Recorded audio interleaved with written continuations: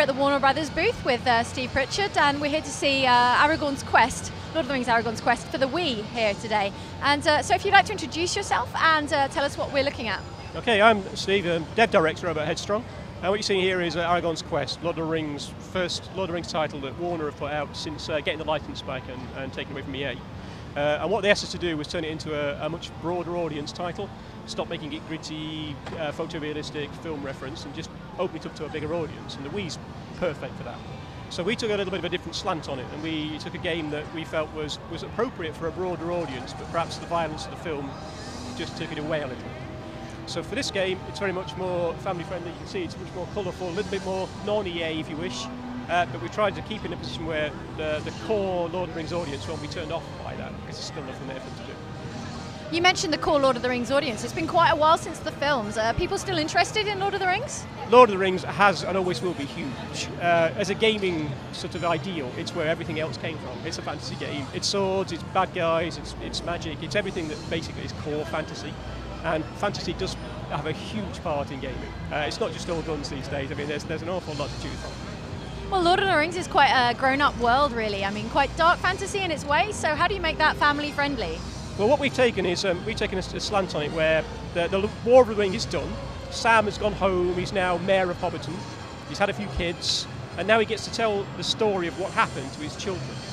So he can do it in a very sort of family-friendly way in terms of his perspective. So where Tales of Great Glory is one thing, describing how people get hacked apart and cut to pieces, describing all the bits that kids wouldn't find fun, like the romance and the travelling and all the dull parts, he distills and takes them away and gets to embellish on the core bits which were exciting for children to hear. So a good example is when he talks about Moria and tells the children about Moria. If he was honest, it would be, we went into a dark place, we ran away from goblins, we ran away from a Balrog, and someone died. That's not fun. So Sam gives it a lot more. He talks about giant spiders in there and trolls and exploding things, and it basically just makes it more of an exciting tale for children.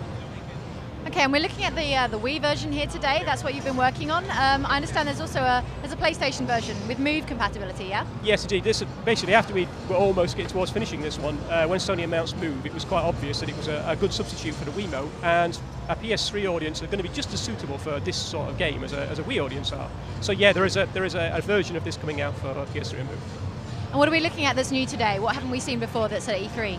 This now has got, basically the entire game is now finished. What we saw before, last E3 was just an early part of Moria, which we'll be playing in the background here. And what we've shown you now is everything that Aragorn can do. His riding, his shooting, his using a spear, it's basically everything that is a whole Aragorn experience you now get to see within the game. So all the levels from start to finish, right down to saving the world. That's what Aragorn does. How do the motion controls work exactly? You basically, your left hand is going to be whatever you carry, normally a shield, your right hand with your sword, and it is literally one-to-one movement. So it feels very natural to move a sword like that and to move a shield like that. You can also switch your left hand into a bow, use it for targeting at distance. When you're on horseback, carrying a lance is quite a handy thing to do, just for breaking targets away. You can carry other things like a burning brand to scare away animals, burn things away. You've got very much a direct relationship to whatever's in your hand and how you feel you should use it. But no intentions for a Kinect version just yet? I can't say whether Warner Brothers have an idea for a Kinect version. I'm hoping we don't have a Kinect version in plans. Okay, well it's looking in good shape. When can we expect to see Aragorn's Quest? A press will tell you that specifically. I think it's due out Q4 this year. I'm not entirely sure of the release date, but I'm sure they'll tell you. Okay, that's great. Thanks for your time, Steve. All right.